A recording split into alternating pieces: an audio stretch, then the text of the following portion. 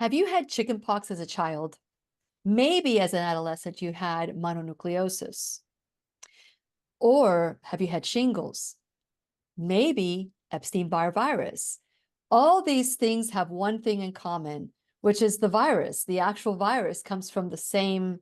Hopefully, I'm telling you the truth. And today we're going to learn a little bit more about Epstein Barr with Dr. Ashley Biscoe.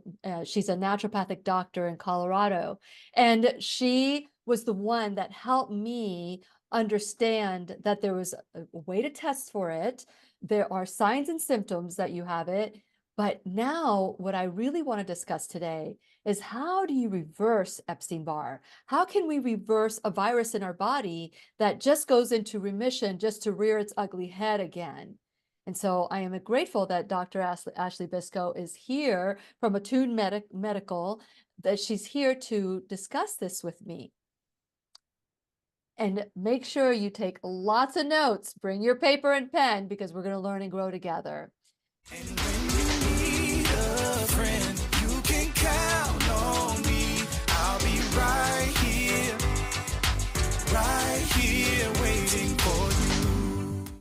Hi, my name is Lillian McDermott, and I am a certified life coach and the host of the Lillian McDermott radio show Classroom. If this is the first time that you are joining us, please know I've been waiting for you.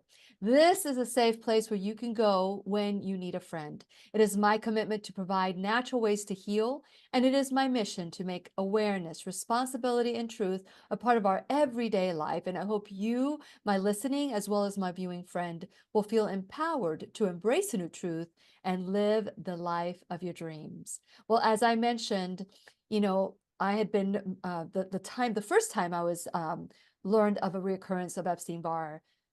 I learned that I had it because I followed the principles and the teachings of what I learned from Dr. Biscoe. And now that it's come back, I'm thinking, are any of you going through this too? If you are, listen up, take lots of notes, because we're going to learn how to put this thing into remission once and for all. And since it's my sole purpose in life to give and receive love and knowledge, I am grateful that Dr. Ashley Biscoe, ND, is here to do just that. Welcome back to the classroom, Dr. Biscoe. I am honored to be back. I think this is my fifth appearance now. Yes, I know. One of So many, one of many. Yes, yeah, I yes. consider you a dear friend, and I just Oh, adore thank you. you and your audience. So I'm Well, happy to be thank you. here. Thank you. Well, the feeling is mutual. So share a little bit about your background, and then we'll go into, what is Epstein-Barr? Was I correct to say that it's the same virus from chickenpox to all the way to shingles, that it's the same virus that just keeps going into remission and keeps rearing its ugly head? Close. Yeah, it's a separate virus, but it's in the herpes virus family. So things like chickenpox, if that gets reactivated later in life, we can have what's called shingles, as you said. So it's in the common family. Yep. Yes. Yeah. Well, good, good, good. So share a Yeah, little bit about your background and what sure. brought you to functional medicine, integrative, holistic. Yes. Well, I feel like ever since I was a little girl, I've been interested in nature. And I remember even as a kid, my mom had a book in our house called The Natural Way to Super Beauty. And it was written by a supermodel, but she talked about how food impacts your skin and your hair and just your energy. And I was just fascinated by that. As I grew into adolescence, I started to struggle with things like acne and digestive issues. And, at that time, you just go the pharmaceutical route. But my health continued to decline, I would say, throughout late high school, early college.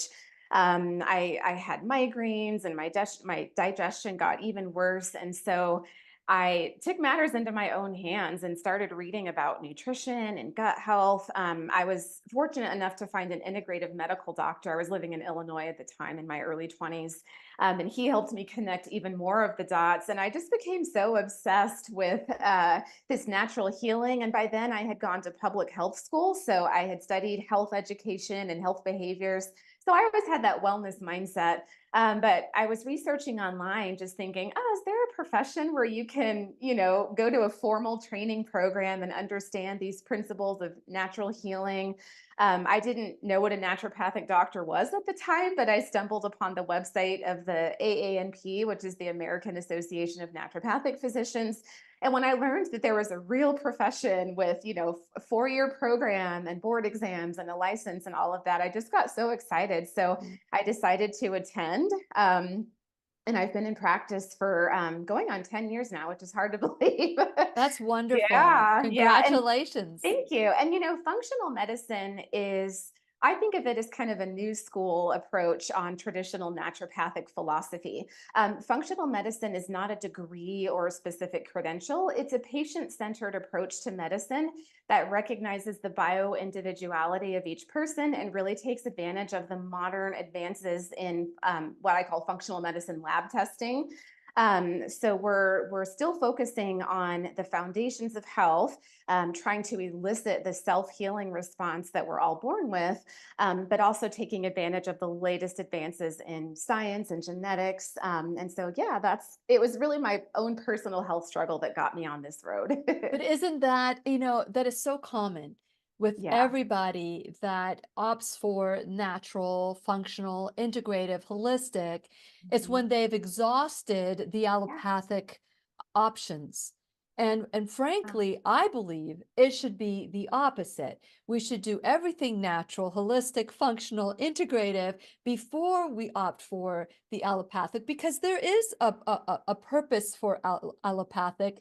And especially if I were to break a bone or to do something, where it's traumatic, I Mhm. would not go to a functional, integrative, holistic, if I, uh, doctor, maybe for the recovery, but there's a benefit to what we can find with the allopathic community when it comes to restoring the body when it's been broken down or broken, and so to speak. But when it comes to functional, do we are we receiving messages from the body? And this is what I believe, that we're receiving. I won't make it a question because I know what my answer is, but I believe that we're receiving messages from our body that we go to an allopathic doctor and the doctor calls it a symptom or a diagnosis. I'm sorry, a diagnosis as opposed to a symptom of our body saying that there is a deficiency. What would be the best way for someone who is new and this is the first time they've met you and Yeah. maybe have never heard of naturopathic Yeah. medicine? Would you say that our bodies are constantly speaking to us, or do you feel that the symptoms are a diagnosis? I love that question. I think it's a little bit of both. So I'm going to jump first to the issue that, yes, symptoms are used to come to the diagnosis.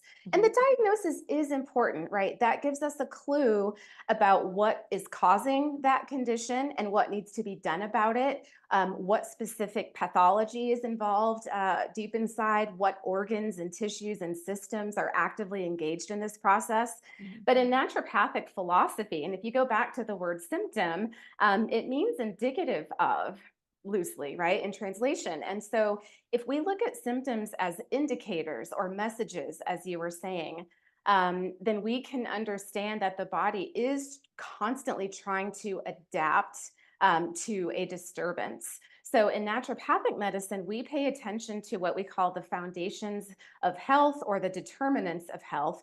And these are kind of the pillars or the categories that we all need to have in a reasonable balance in order to be well.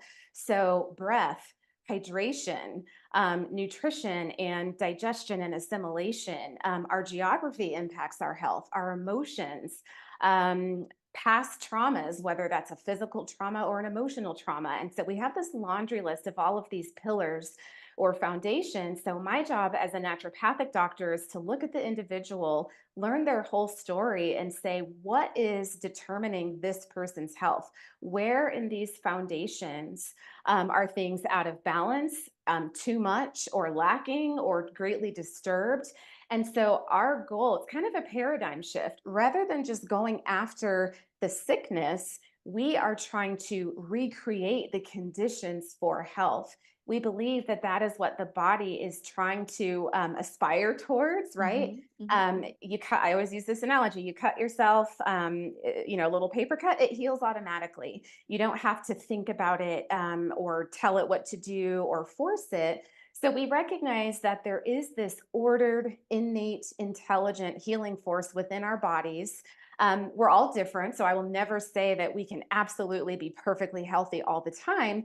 But if you look around, even in our state of society where there's so much chronic illness and pain and suffering, most of us are mostly healthy most of the time, right? If someone's at the grocery store, maybe they're limping, but they're still like their heart's beating, their brain is working. So that speaks to the default of health, that we want to be healthy in our bodies. But when there is a disturbance in those foundations, your body will try to compensate in some way. If you're dehydrated, your body is going to hold on to as much water as it can. You might get a headache. That's a compensation. You're going to excrete less urine, less waste. Your body is always trying to recalibrate back into balance. And it's true. And it's so true. Our body wants to be in balance, and it's constantly giving us signals that we are off. It's like a circle or a tire, or if you've had a flat tire, before you have the flat tire, everything is going well. But maybe maybe the tire is kind of leaking a little, and then, you ignore the fact that the tire is bald. But then when the tire is flat, there's another symptom, and we're not going to, we're going to give the body or the car what it needs. We wouldn't give the car, put sand in the tank and expect the car to drive, but we do that to our body. So that being said, there are things that are in our body that get there, and there are ways that we don't know how they get there. Why did I get chickenpox when I was 5 years old? Why did I get mononucleosis when I was 17, 18 years old?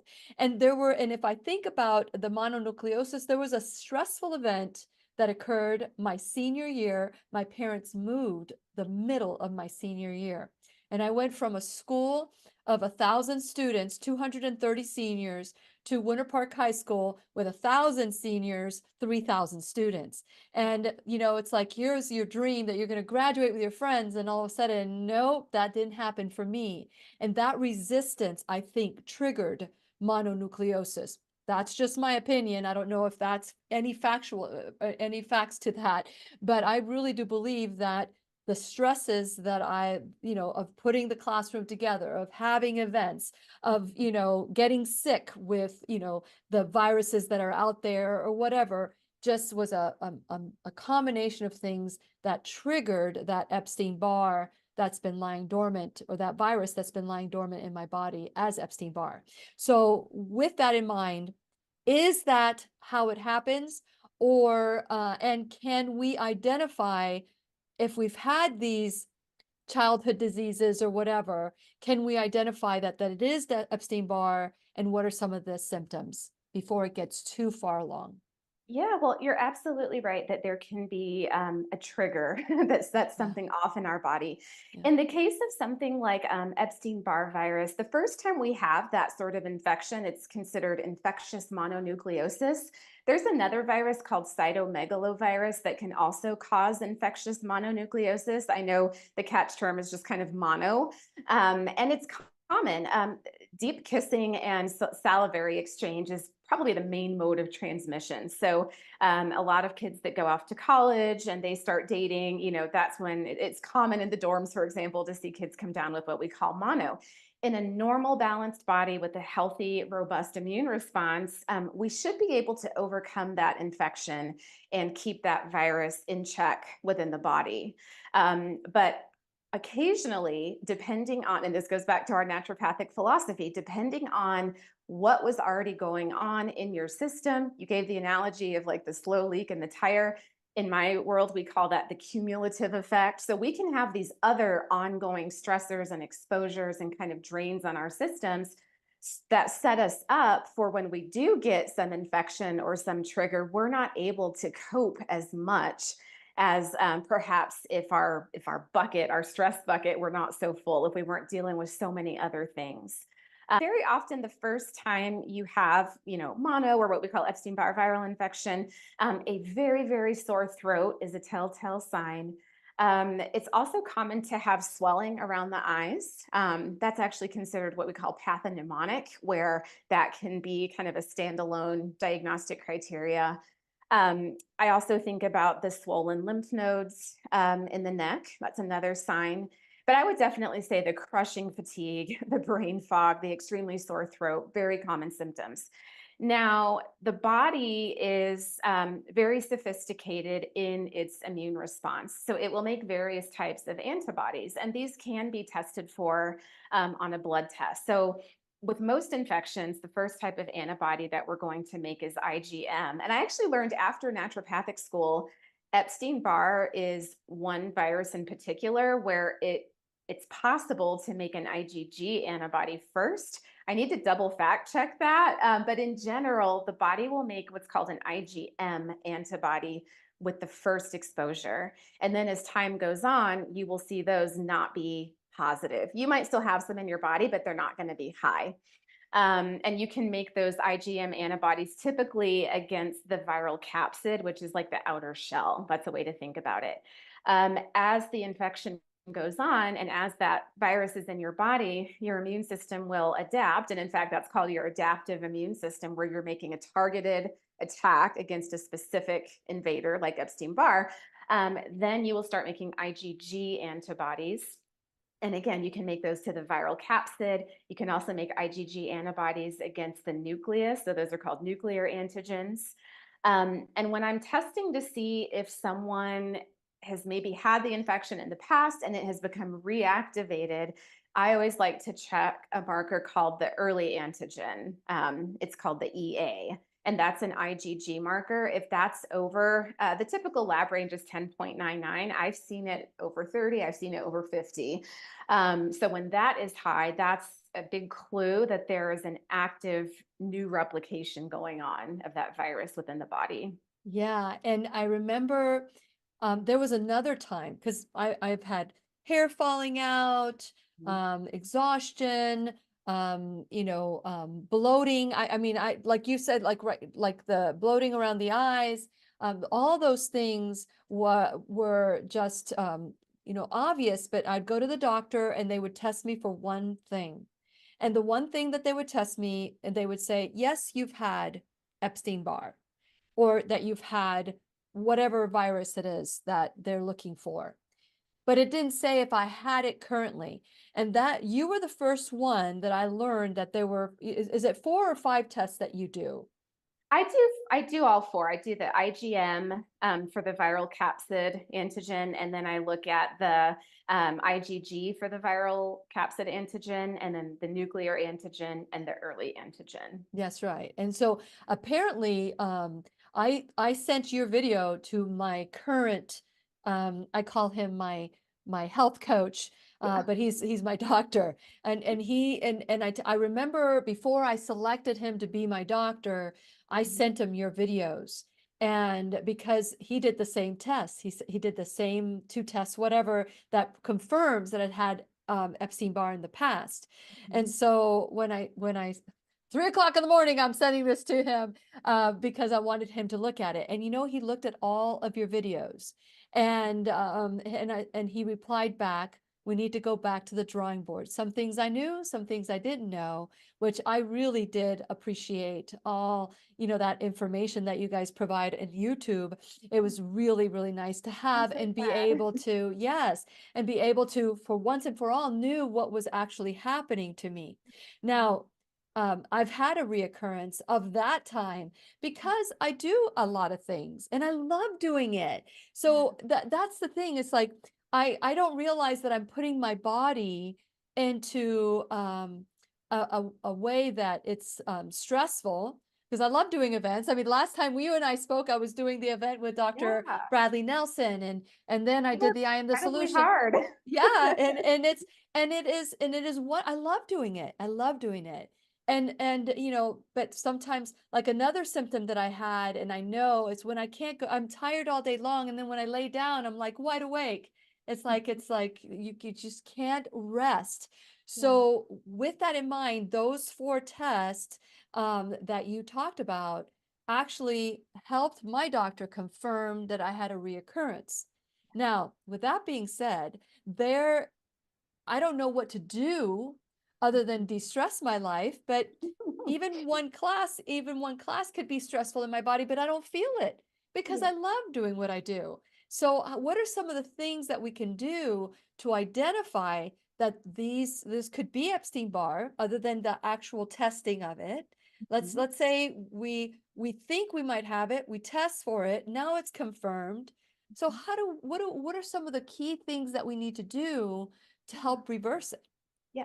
Well, at the end of the day, I always focus on the fact that we want to create the conditions for health. We want to build health rather than just attacking the problem. Both are appropriate. But at the end of the day, it is your immune system's job to bring things back into balance. And we do that by allowing as much as many resources and as much opportunity for us to be well. So I always say it goes back to the basics. We've got to pay attention to our nutrition. There is no one size fits all diet approach, but there are some common denominators that everyone will agree, right, to is not good for us. Refined vegetable and seed oils, things like canola, soybean, right, fried foods, that's not good for anyone. And it's going to put a strain on the whole body and on the immune system. Overconsumption of refined white flour, refined sugar, things that can irritate the gut and cause a lot of not just immune suppression, but immune dysregulation. I harp very greatly, really just Attune in general. Our practice is heavily focused on environmental medicine. And so thinking about doing our absolute best to reduce our exposure to harmful chemicals and toxins in the environment. None of us are getting out of here without some body burden of these chemicals. They're ubiquitous, they're everywhere. But if we can minimize our exposure to the best of our ability, avoiding things like perfumes, I should say synthetically scented perfumes and colognes and all the body lotions, all the stuff I grew up using, right? Back when all that stuff was cool. It is amazing we're alive, right? It I is know. amazing we're alive. I know. When I was a kid, it was always the Bath and Body Works, cucumber melon and I all can't that. even walk by there anymore. Yeah, I know. Once you step away, you realize that it's like, oh my gosh, we did all that stuff. But paying attention to the cleaning products you use. Mhm. And the thing is, this is nothing new. We go into the medical research and we pull these studies. These synthetic toxic chemicals are known immune toxins. They are known to induce autoimmunity, disrupt the gut, cause all kinds of problems, but they're still sold on the marketplace. And so we know that there is harm there. Again, I mentioned nutrition, not just from a standpoint of avoiding, or I should say, I don't want to be, I don't like to make absolute statements that you can never have X, Y, and Z, Mhm. but paying attention to what we're eating to minimize inflammatory foods and making sure that we're consuming nutrient dense foods as best we can, high quality proteins, vegetables, seafood, if you can tolerate it, things like that. I also am a big advocate of sleep. So much of our immune response depends on a healthy circadian rhythm. We have certain types of immune cells that are only active during the dark hours at night. And so, if we're not sleeping, and I recognize that presents a unique challenge for shift workers, and I'm so grateful for our shift workers that keep our world running and our hospitals going. But whatever we can do to help mimic a healthy circadian cycle.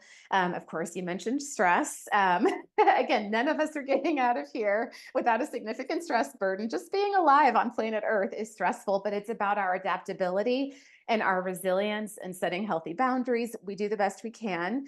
Mhm. And going back to the environmental piece, I do see a very strong correlation with environmental exposure to a water damaged environment. That can be mold and actinomycetes and other microorganisms that go along with that water damaged environment.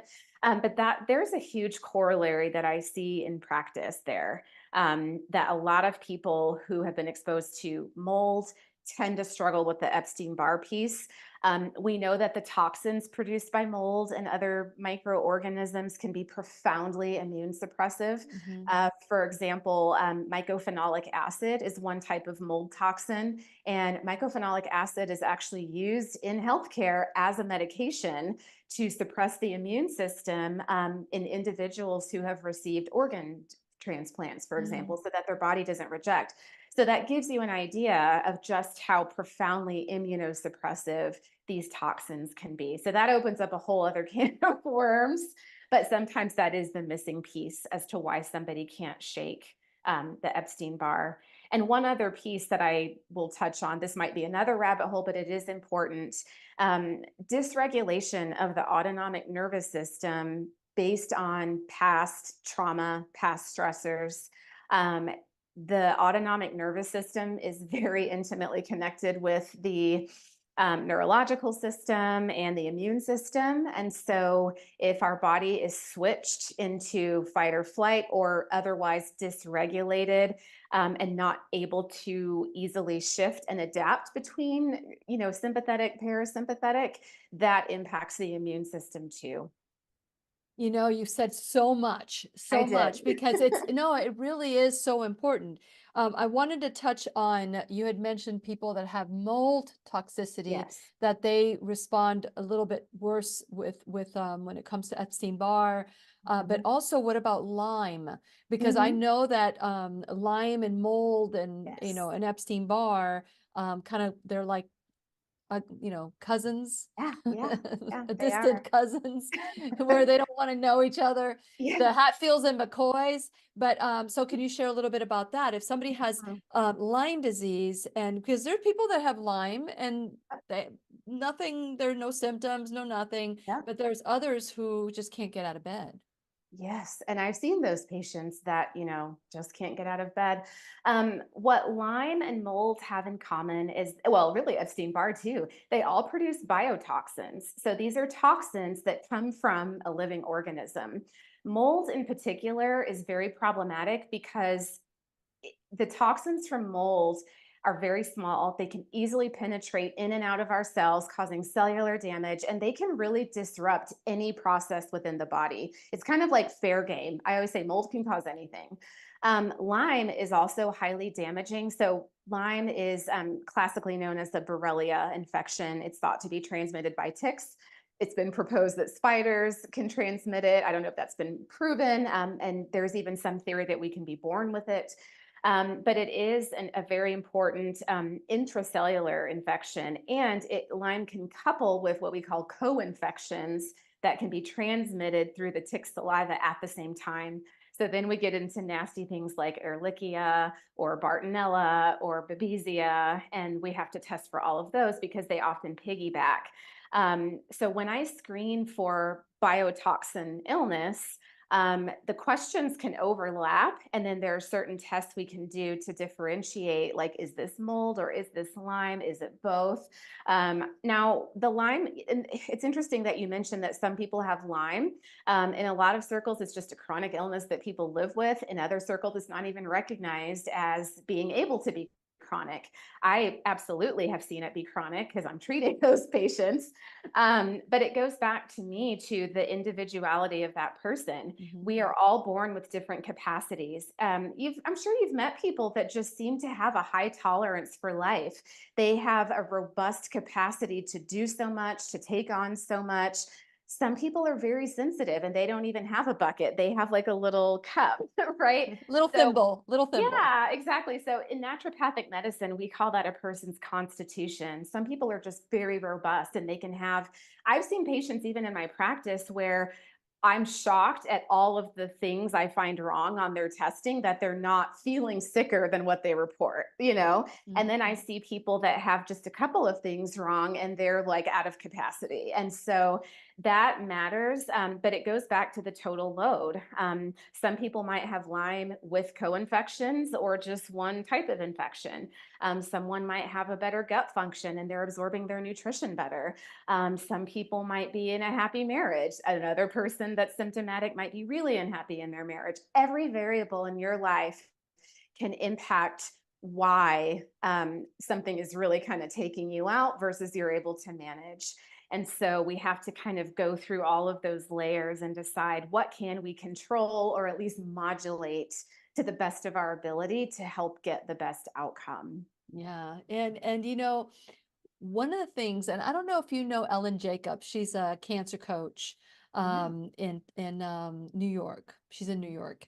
And she's a friend. She's become a friend as well. It's wonderful how I've been surrounded by such wonderful teachers in my life. And I remember her mentioning Epstein-Barr one time in a class, and she was saying that people that have Epstein-Barr, like and this is what I believe she said. Don't quote me, but I believe this is what she said. You may correct me if I'm wrong. But she said that people need to understand that everybody who has cancer will have Epstein Barr virus. Will have that. And that before you treat for cancer, you must have the Epstein Barr go into remission, or else the Epstein Barr acts like a cloak, and that it could lead to, let me just put it this way.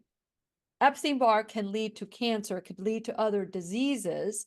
However, if you have Epstein Barr and that has not been taken care of first, it'll be very difficult for the body to absorb what it needs to get rid of cancer. Can you kind of rephrase that so that it makes sense?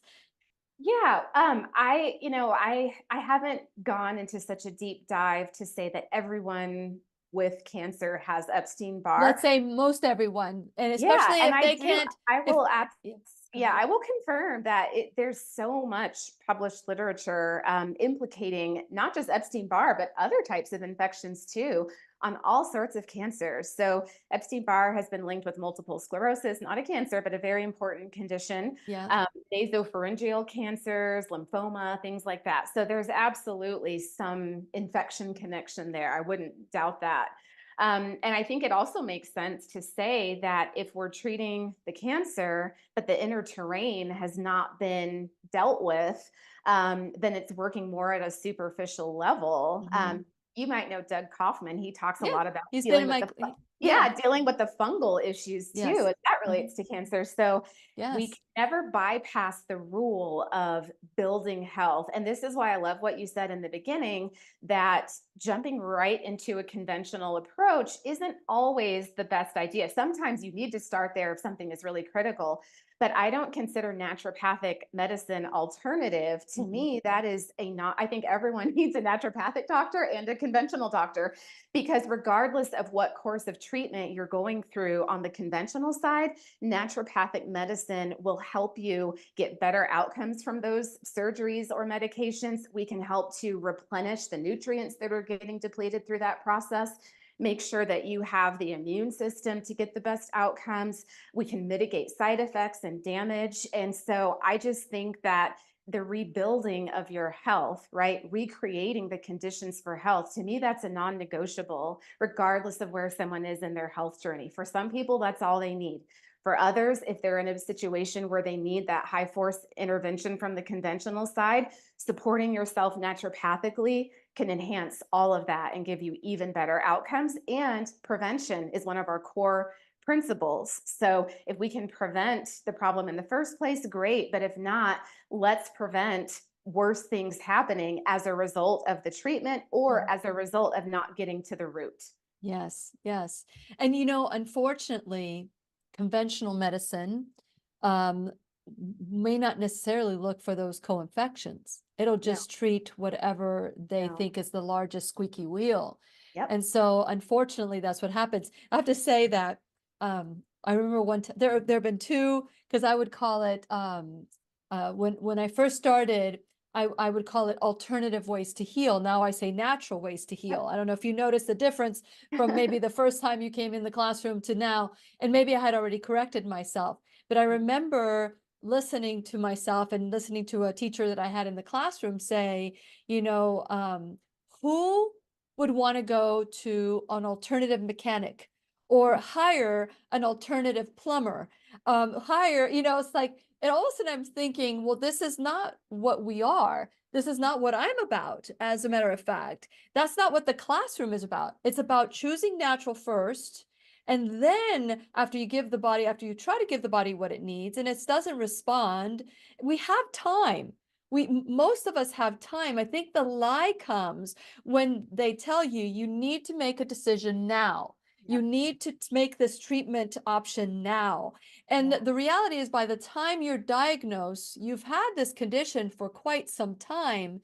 So, in my opinion, and maybe you share a different opinion, there is a little bit of time that you can take to just say, you know what, before I jump into chemo, before I jump into something like medications that are chemo-like medications, before I jump into that form of invasive treatment, what if I give the body what it needs first? Yeah. But if it has something like mold infections or Epstein Barr, and that's when we really need to treat that first, right?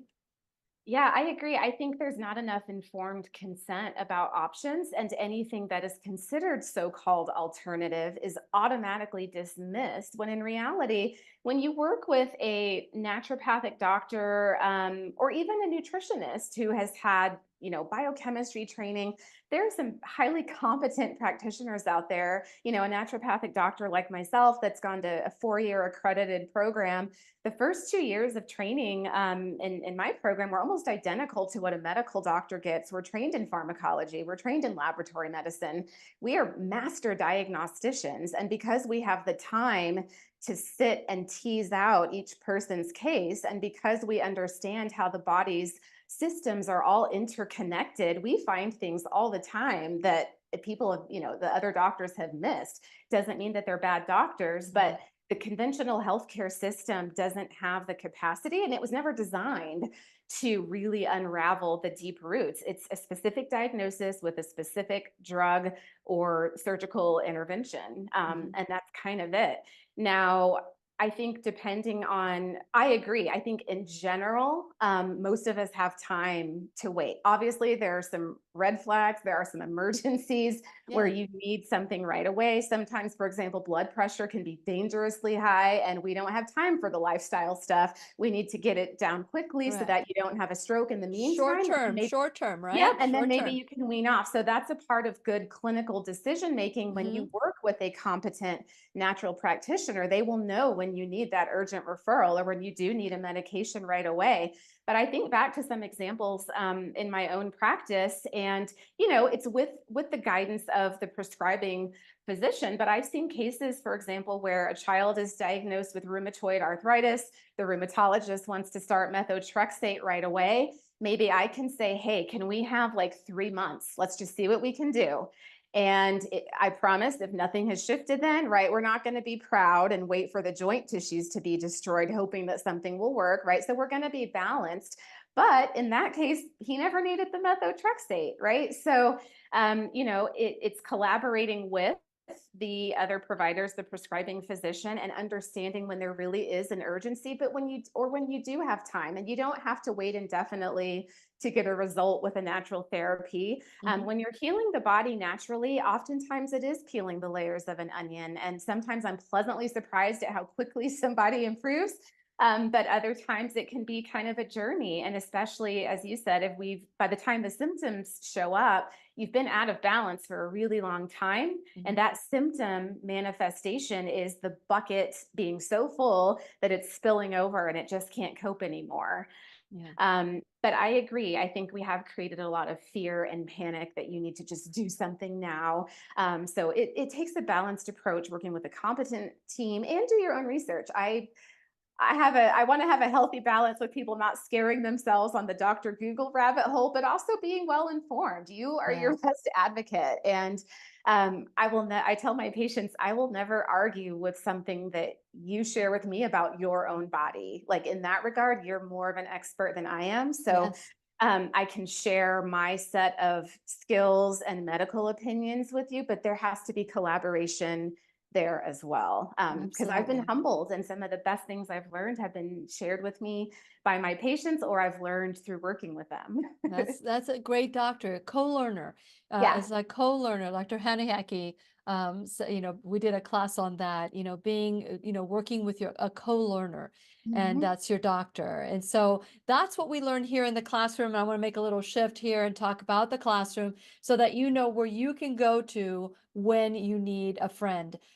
This is where we take 100% ownership for our life.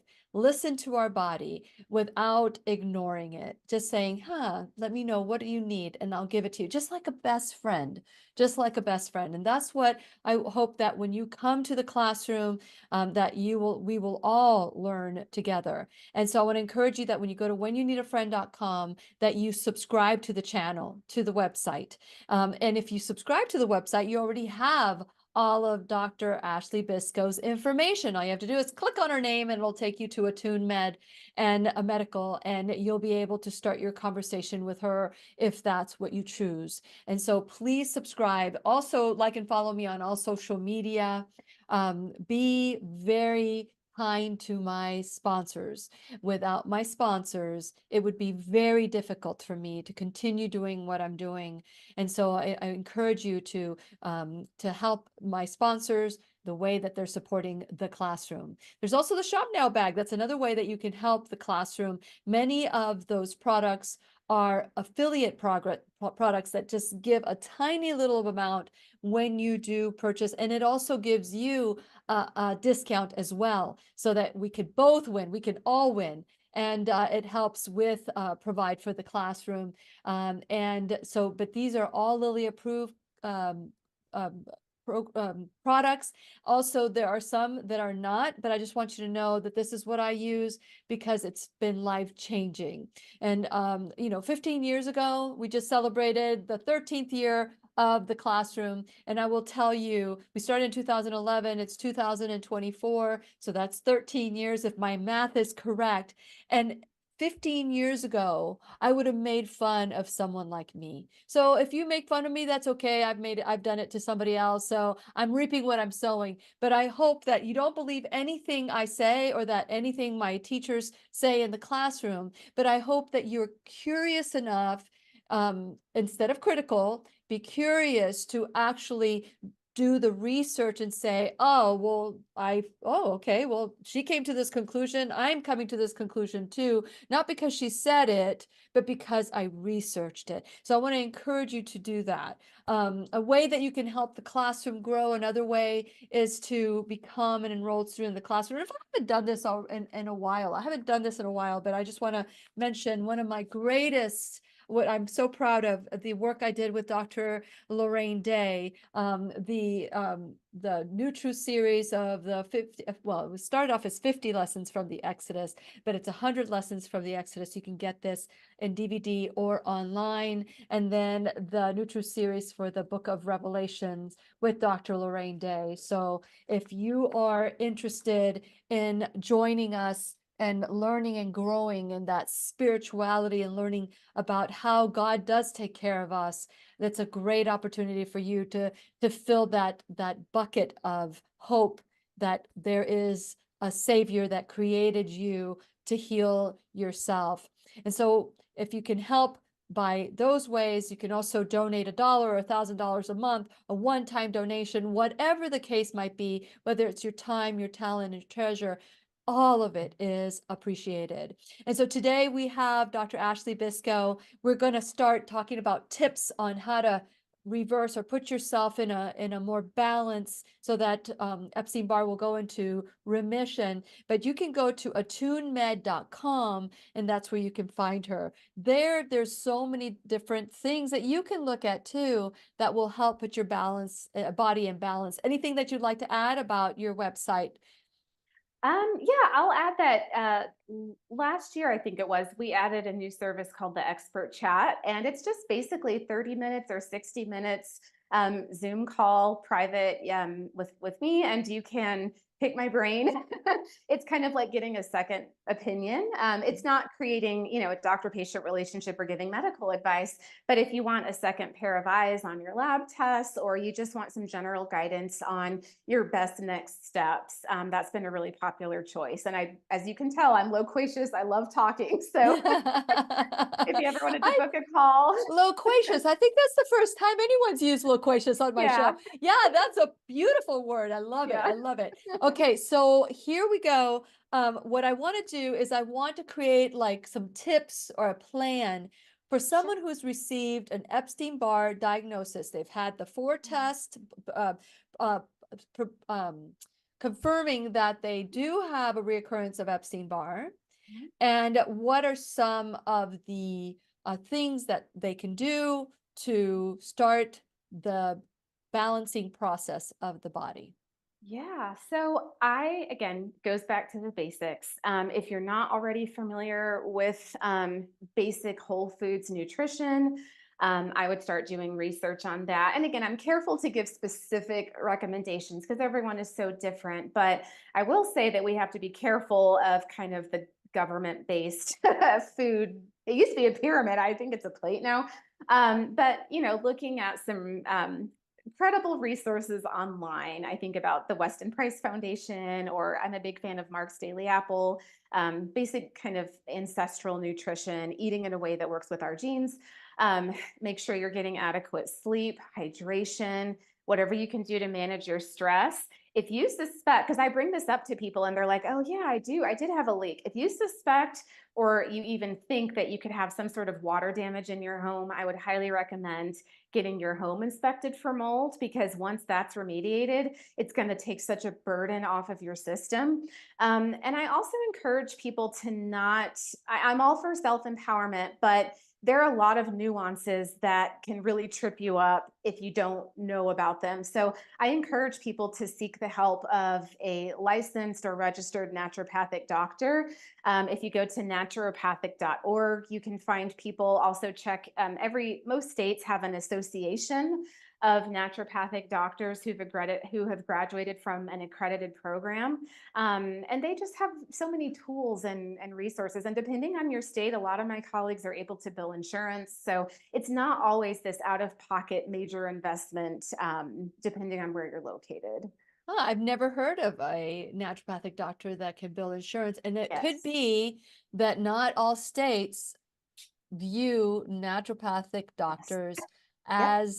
as legitimate. Sadly, yes. Yeah. It took Colorado over 20 years to get it's called a registration here, not a licensure. But we are considered doctors, but alternative doctors. Other states like Washington State, Oregon, Arizona, Vermont, naturopathic doctors are considered full physicians under the law. They can participate with insurance. They act as full-fledged primary care providers. So every state is different. And then I think a couple states, including Alabama, they have laws overtly banning the practice of naturopathic medicine.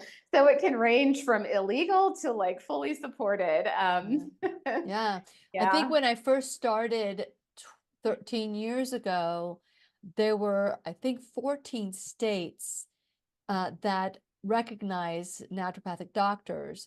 And I think we're at 17 or 18 now. The last time I checked, and I haven't checked in the Close to last 18. year, I know. so I Even I haven't. have a hard time keeping up. Yeah. Yeah. Yep. And it's sad because, I believe that it is a option that many of us can look at, to kind of like keep our body in balance. Oh, yeah. Now, one thing that's happened, and I've been concerned about that, even with naturopaths or holistic or integrative, they're using supplements as a doctor, allopathic doctor would use a Mm, prescription. yep. So, but I'm going to ask the question, when somebody has a reactivation of Epstein Barr Mhm. or mold or anything like that, are there any supplements that will help attack that, to instead of saying using attack, which is a violent word, No, I know what you yeah, that would Yeah. embrace it and love it so that it will just gently get out of the body. Yeah, so I'll name a few supplements that I like. Of course, always check with your healthcare provider to make sure these are safe for you and that they wouldn't interact with your personal history or your medications that you may be taking. But monolaurin is a great one. Olive leaf is another great one. Licorice root, and you have to be careful if you have high blood pressure, but that's a wonderful antiviral.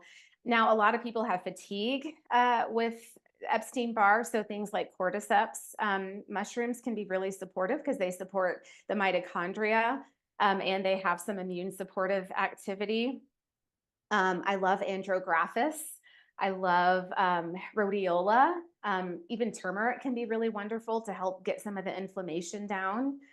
Those are just a few of some of my favorites. And this is a long term. It's like what you said, Lillian. Like sometimes there are, holistic practitioners that just load you up on supplements forever, but they are powerful tools. And when you have a specific goal in mind, a specific mechanism of action that you're wanting those substances to take, then they can be very appropriate. And the important thing is to monitor over time, make sure that they're actually helping you so you're not just taking a bunch of things forever. Yeah, that is true. I need to go back and look at all the supplements that I'm taking because Mhm. eventually I know that we can't rely totally on our food.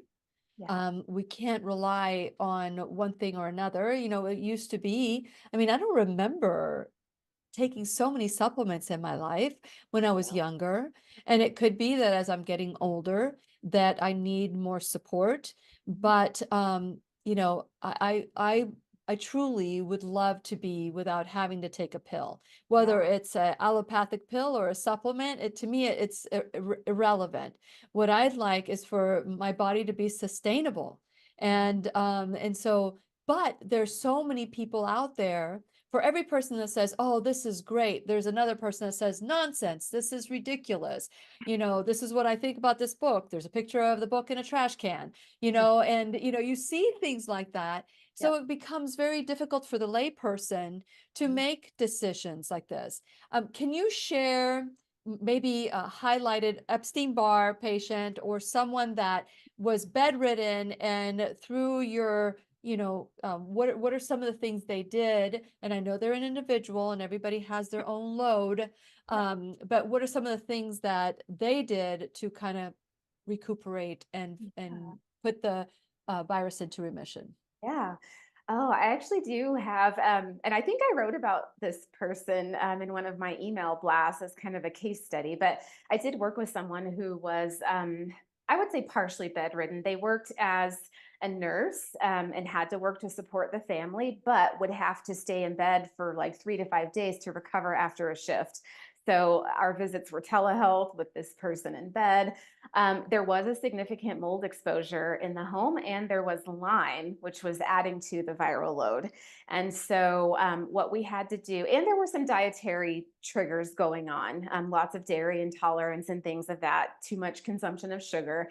And so, once we got all of those areas dialed in, the hardest part was the mold exposure in the home and just aggressively treating the Lyme infection. That was probably the thing that made the biggest difference, using a lot of herbals. And definitely supporting the mitochondria. But there was a shift where, oh, now I only have to recover in bed, one day after a work shift. Now I can walk a mile with my kids to the park and I'm not, like I'm not hurting afterwards. And it did take a couple of years to get to a place where this person is over 90% resolved from baseline. But before finding me, it had been going on for, if I remember correctly, I think it was close to like, actually, it started when this person was in high school and Wow. was now in her early 30s. So I see that a lot where the debilitation has been going on for so long, that it, again, those peeling the layers of an onion. And I don't want to dishearten someone who's listening. Everyone is different. Again, sometimes I'm pleasantly surprised at how quickly someone bounces back. But yeah, I go back to that infection piece of the Lyme and the mold exposure being a driver of the Epstein Barr and the other things that were causing the fatigue. So it was just the total load of all of those stressors. Yeah, yeah. I just had the pleasure of re-interviewing Dr. Bruce Lipton, and I'm sure you Oh, know his yes. work. Yeah, I've interviewed him 3 times, not to be a name dropper or anything, but He's wonderful. yeah, he is wonderful. But he reminded me of something that I had, kind of put off to the side, Mhm. which is the importance of the epigenetics. It's the Oh, importance of the yeah. thoughts that we think and the traumas that we've had and the thoughts about the traumas that we've had. And I remember he saying, because he usually says there's 1% or 3% has to do with the body, and the other 95% 96% has to do with the emotional aspect of whatever happened. And he said that we spend, if you think about it, let's say disease is associated with the DNA 5%. Let's say it's 5%. He says we spend 100% looking at the 5%. And we forget that there's an emotional trigger, like that person, if they had that problem since high school, they probably had something, Oh, there was. and they carried Yep. it, and it just got to be that drop Yep. that runneth the cup over, Yes. as my mom Yes. used to say, that cup runneth the cup over. Yes. And so, we need to also look at the emotional component. That's why I love what I do as 100%. well, and I'm sure that Yep. you guys put that into your factoring. Absolutely. But I want to ask one more thing, because we're so close to the end of the class No. here. But I wanted to ask you, you had mentioned telehealth, and I just wanted to see Yes. if you do telehealth. Can someone call you if they wanted to work with you? Absolutely. And in fact, I have patients that live in the far parts of Colorado that I've never even met in person. So I do telehealth in different states, depending on where you're located. And I definitely do telehealth. Even some of my patients that live 10 minutes from the office prefer telehealth. So everything is done by secure video chat. I have ways of placing lab orders locally to you or shipping kits to you. So it's all very, very streamlined. Very good. Very good. Any final words of hope for anybody who has Epstein-Barr before we go? Oh, I love what you just said about the emotional piece. And I also want to just drop a little nugget that I've seen a pattern, and I promise not to be too long-winded, but I've noticed that a disproportionate number of my patients are perfectionistic high achievers. And I can relate to that because that's kind of my personality type. I But- can't, not at all. Not at all. But I see that over and over and over. And I've just seen that sort of stressful emotional state and being so hard on oneself is another driver of illness. And so I love what you said about paying attention to the emotions, the traumas, and even going back to why you feel the need to be perfect when none of us can. Sometimes it's rooted in parental expectations, et cetera. So don't be afraid to go down the touchy-feely side, because very often that is the center of gravity for what's happening physically. But I just want you to know that your health is adaptable. And as long as you believe that you can be well and that you are absolutely blessed and deserving of that, then I believe that you can be well. And I don't place limiting beliefs on anyone. I love that. Or breathe death onto anybody too. No. So, but I will say, there was a time where perfectionism would drive me, because I never thought I could do anything good enough, because that was a limiting belief that I was told when I was like very young, that I would never amount to much. My second grade teacher said that to me. So I went, so I believe that it was a contract that we make with these people that, you don't realize. And it wasn't until I dove into that, where this came from, and I dealt with it, I wasn't able to give it back to God. So I when I do something, I always put it into God's hands. I'm the one that does the work, but God guides me. And if it fails or whatever it is, that's good enough, because I know that God doesn't make junk. And so I've learned to look within myself at, yes, that is good enough. So for those of us who have been born perfectionists, high achievers, just know that when you give that to God, God will bless it and it'll be good enough. So I just wanted to say that to them. Well said. And so thank you so much, Dr. I had a blast. Biscoe. Thanks for having me back. Good. It's the fastest 55 minutes, I or know. actually hour, in YouTube and Facebook and BitChute and all those places. So thank you. I'm looking forward to the next conversation that we can have together. Me Thank too. you for helping us all today. And I hope that all of you have taken lots of notes and are making a plan to get yourself well and in balance. And please remember, we'll be right here waiting for you worldwide at whenyouneedafriend.com. This is Lillian McDermott and Dr. Ashley Biscoe, wishing you love, peace, joy, and unexpected abundance. Make it the best day ever. Good job. Good job. Thank you. The opinions and advice expressed on the Lillian McDermott radio show are intended for the individual callers and guests on the program and are presented to our wider audience solely for general educational purposes. Please act responsibly and consult personally with your own medical, psychological, or nutritional expert before taking